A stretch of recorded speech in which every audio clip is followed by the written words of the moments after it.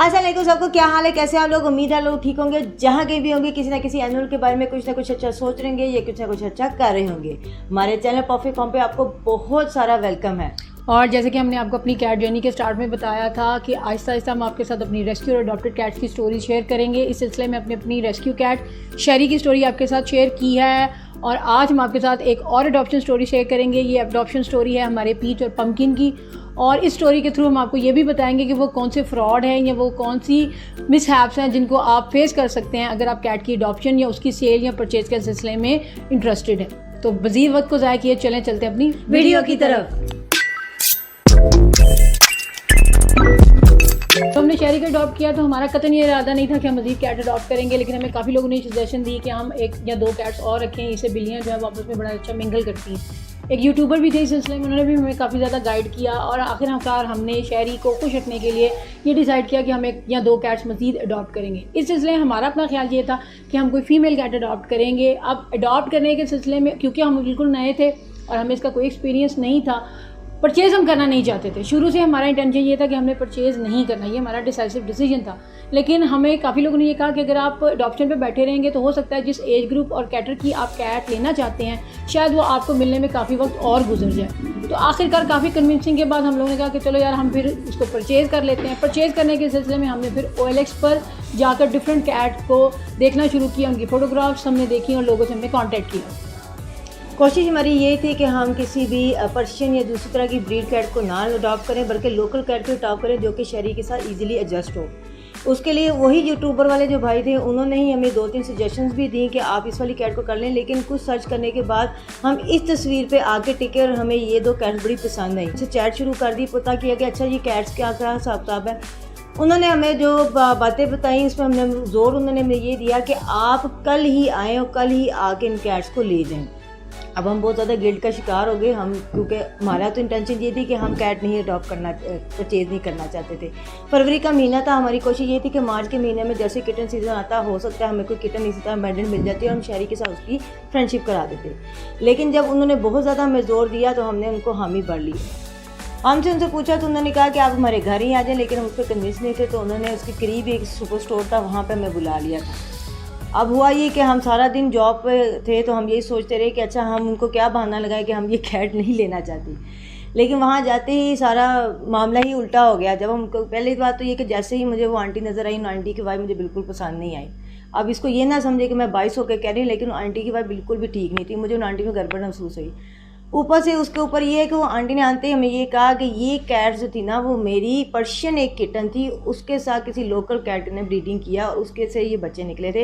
ये सारे बच्चे जो थे ना इससे ज़्यादा भी थे। कुछ बच्चों को मैंने मदर के साथ रखा था, लेकिन इन दो को मैंने शुरू से ही सोचा था कि इनको मैंने अलहदा रखना है, क्योंकि इनका जो था इनकी शक्ल सूरत जो थी वो लोकल के साथ ज़्यादा मिलती थी, पर्शियन के साथ नहीं मिलती थी। तो मैंने इनको गार्डन में रखा था। ये सारा दिन गार्डन में रहते थे और मेरा बेटा उनको 2 वक्त आकर जो है ना थोड़ा बहुत खाना डाल लेता था और इसी तरह इनका गुजारा था। और मैंने शुरू से सोचा था कि मैं इनको बेच दूंगी, मैं इनको अपने घर में नहीं रखूंगी, क्योंकि ये कोई ज़्यादा अच्छी हाई ब्रीड के या पर्शियन लुक के नहीं थे।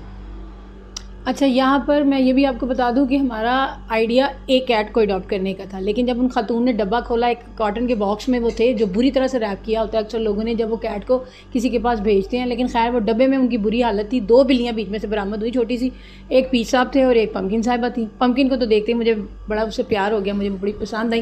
पीच के मार में मैं कोई इतनी विलिंग नहीं थी, ना ही वो कोई और फिर मैंने कहा कि नहीं ऐसा ना करो, अच्छा अगर लेनी है तो दोनों लें। अच्छा, उसमें मेरा असूल ये है, मेरा अपना पर्सनल है कि मैं लिटर ब्रेक नहीं करती। मिसाल के तौर पर अगर मुझे कोई कैट दे रहा है, वो किसी लिटर में है छोटा किटन, अगर उसके साथ 3 किटन और होंगे तो मैं वो 3 भी ले लूँगी। मैं ये नहीं करती कि उसको अडॉप्ट एक को करूँ और बाकियों को छोड़ दूँ। अब वहाँ पे हम दोनों बहनें जी ना एक दूसरे की शक्ल देखने लग गई। मैं कहूँ कि लेनी है, ये कहीं नहीं लेनी है, मैं कहूँ परचेज़ नहीं करनी, ये कहीं अडॉप्ट करनी है। ये कहीं कि हमने एक लेनी है, मैं कहूँ कि 2 लेनी है, ये जुल्म है। पहले भी वो अपनी मदर से जुदा थी, अब वो बेचारा जो एक घर में रह जाएगा, हम पम्पकिन को लेंगे तो वो उधर गार्डन में रोता रहेगा।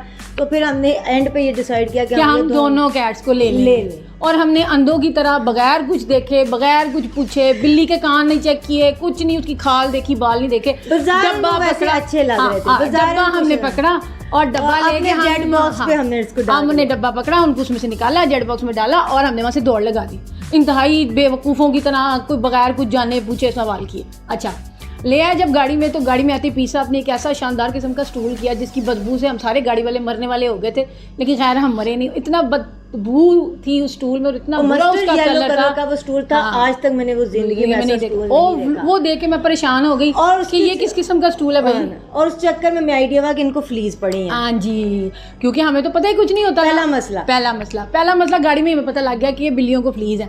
हम भागे जी ग्रूमर के पास। अब क्योंकि हमें तो पता नहीं फ्लीज का ट्रीटमेंट क्या होता है, हमने तो कभी कैट रखी नहीं।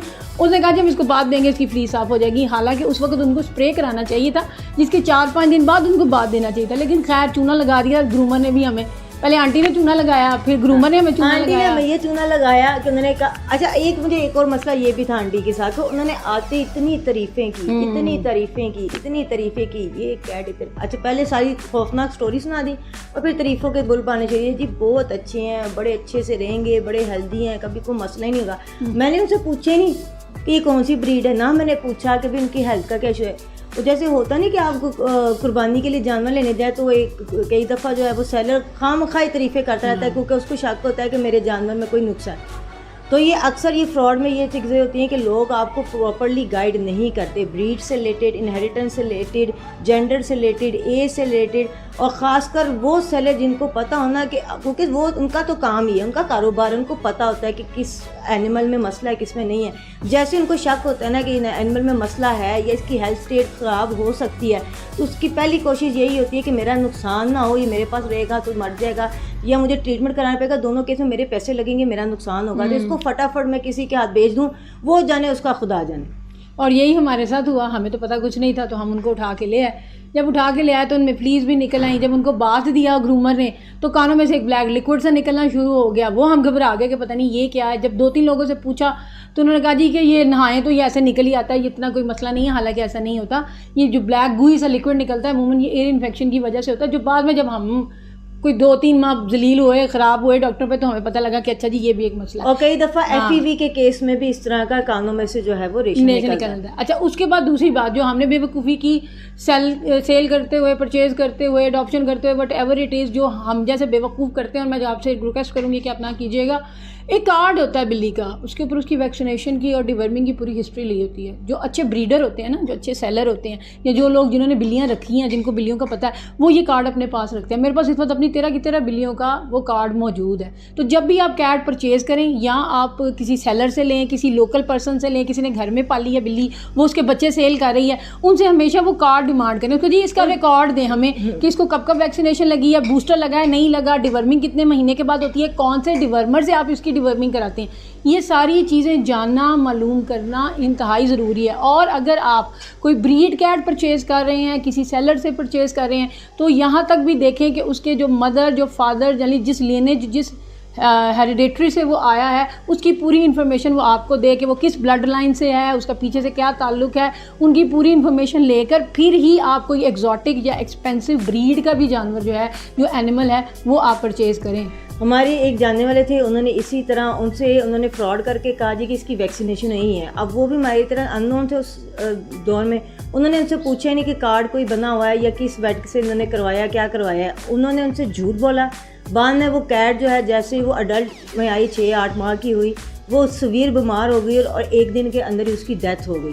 तो लाजमी बात है उसकी वैक्सीनेशन नहीं ना हुई थी, उसको FPV हुआ। ठीक है, इतनी सडन डेथ तो FPV से ही होती है, और अमूमन उन कैट्स में होती है जिनको कभी भी वैक्सीन नहीं लगाई जाती। जब हम ये कहते हैं ना कि बिल्ली अचानक मर गई, वो इसलिए अचानक मर गई कि आपने कभी उसको वैक्सीन लगाने की कोशिश ही नहीं की। तो ये सारी चीज़ें, इनको आप बैकग्राउंड इसका पहले चेक करें और ख़रीदें उस सेलर से, उस ब्रीडर से जिसकी रिप्यूट अच्छी हो। इसका तरीका ये होता है कि आप किसी भी कैट ग्रुप में जाएं, उसको ज्वाइन करें, वहाँ पे जाकर जिस बंदे से आप परचेज़ कर रहे हैं, अगर वो प्रॉपर ब्रीडर है, उसका नाम लिखें, उसकी कैटरी का नाम लिखें, और कहें जी कि मैं इस बंदे से ये एनिमल जो है, ये पेट जो है, ये परचेज़ करना चाह रहा हूँ, मुझे बताएं आप लोगों का इसके बारे में एक्सपीरियंस क्या है। इसके अलावा गूगल पर अगर उसकी कोई प्रॉपर शॉप है तो उसके आपको रिव्यूज़ नज़र आ जाते हैं। तो ये सारी चीज़ें पता करके, इन्फॉर्मेशन लेके फिर ही किसी से आप सेल और परचेज़ के बारे में ओपिनियन अपनी बनाएं, बगैर सोचे समझे। बस आपको शॉप अच्छी लगी, वहाँ पे आपको किटन प्यारा लगा, जाके आप परचेज़ करके ले आए, ये ना करें। इसके बहुत लॉन्ग टर्म आपके लिए फाइनेंशियल और बिल्ली के लिए हेल्थ के मसाइल क्रिएट हो सकते हैं। अच्छा, हमारा मकसद यहाँ पे हरगिज़ ये नहीं है कि हम सेल और परचेज़ को प्रमोट करें। मुझे अभी तक एक दफ़ा भी ऐसा नहीं लगा कि भी मैंने बहुत गलती की कि मैंने बीमार बिल्लियाँ लेके आ गई। हमारा मकसद, पहले मैंने कहा, हमारा मकसद परचेज़ करना नहीं था। हम तो बेसिकली अडॉप्ट करते हैं, और हमें तो जैसे हमें तो बड़ी तरह की मिली है, किसी की हड्डी टूटी है, किसी को बीमार है, किसी को और मसला है, स्टमक का मसला है, फ्लीज का मसला है, फंगल का मसला है। हमारी आगे भी स्टोरीज आती रहेंगी, आपको पता चलता रहेगा कि हम और ये हमारी वाहिद वो कैट्स हैं जिनको हमने परचेज किया, पहली और आखिरी। उसके बाद ना हमने उससे पहले कभी परचेज़ की ना उसके बाद। पर इनकी किस्मत थी शायद, या इनकी तस्वीर हमें शायद इतनी प्यारी लगी, या पम्पकिन ने हमारे पास आना था, पीच ने आना था, कि हम बिल्कुल कन्विंस नहीं थे। अब जब हम उस औरत से बात भी कर रहे थे ना, हम तब भी ये कैट्स खरीदने पे विलिंग नहीं थे, लेकिन जब वो बस डब्बे से वो बच्चे जब बाहर निकले ना, तो वो इतने प्यारे लगे, स्टोरी सुनाई उससे कि उसको गार्डन में उन्होंने फेंका हुआ था, तो उससे हमारा दिल इतना ख़राब हुआ कि हमने कहा चलो यार, ज़िंदगी में एक दफ़ा ये भी कड़वा घूंट भर के देख लें। तो आपसे भी रिक्वेस्ट यही है कि जैसे किटन सीजन है, बहुत सारी कैट्स होती हैं जो डिफरेंट कैट के अडॉप्शन के ग्रुप्स होते हैं। मैं कुछ का लिंक डिस्क्रिप्शन में दे दूंगी, आप वहाँ पे जाएं। बहुत सारे शेल्टर्स होते हैं जिनके पास किटन सीजन में बहुत सारी किटन्स होती हैं। काइंडली अगर आपने लेना है तो वो लें। और सबसे अच्छा, सबसे प्यारा ब्रीड जो है वो हमारा अपना लोकल पाकिस्तानी ब्रीड है। मेरे पास माशाल्लाह 13 की 13 लोकल कैट्स हैं, उनमें और पर्शियन में मुझे तो कभी कोई फ़र्क नज़र नहीं आया। मेरे लिए तो वो बिल्कुल वैसे ही हैं। और बल्कि माशाल्लाह कई लोग जिस तरह पर्शियन कैट रखते हैं, खुदा का खौफ करें, वो अल्लाह तो जिस तरह वो रखते हैं उनसे 1000 करोड़ बेहतर हालत में हमने अपनी लोकल कैट्स को रखा है, अल्हम्दुलिल्लाह। और अगर आप हमारी तरह हैं और आपके पूरे मोहल्ले को पता है कि आप बिल्लियों को खाना खिलाती हैं और आपके घर में ढेरों ढेर बिल्लियाँ, तो फिर ये भी होगा कि आप एक सुबह उठेंगे और आपके घर के दरवाजे के बाहर छोटे छोटे किटन कोई रख के चला गया होगा, तो फिर आपको अडॉप्शन के लिए भी कहीं खपना नहीं पड़ेगा। बल्कि मैं तो यहाँ से इससे भी बड़ी बात करूँगी कि आप किसी ग्रुप में जाकर क्यों अडॉप्ट करते हैं। अपने गली मोहल्ले में देखें, आपके यहाँ बहुत सारी लोग कैट्स होंगी जो फिर रही हैं, जिन्होंने बच्चे दिए हैं, किसी के घर में दे दिए, लोगों ने उठा के बाहर फेंक दिए। हमारे यहाँ तो ये कॉमन प्रैक्टिस है कि हम बिल्लियों के बच्चों को उठा के बाहर फेंक देते हैं, या कसाई की दुकान के बाद छोटे छोटे बच्चों को छोड़ाते हैं। अगर आपको कोई ऐसा किटन नजर आए, आप उसको अडॉप्ट कर लें। बाकी ये कहना कि वो हेल्दी है, सेहतमंद है, अगर उसकी ज़िंदगी होगी तो बिलीव करें वो कितना भी बीमार आपके पास आए वो सेहतमंद हो जाएगा। आप उसका ट्रीटमेंट करेंगे वो ठीक हो जाएगा, अगर उसकी ज़िंदगी होगी तो। जैसे हमारे पीच और पंपकिन थे, अब ये कितने बीमार थे, इनको हमने क्या ट्रीटमेंट कराया, आगे इनके क्या मसाइल हुए, ये हम आपको इसके पार्ट 2 में बताएंगे, ठीक है। और वो भी बड़ी जल्दी आपके पास आएगा, उसके लिए भी आपने वेट करना है। तब तक के लिए बिल्लियों वाली बहनों की तरफ से अल्लाह हाफिज़।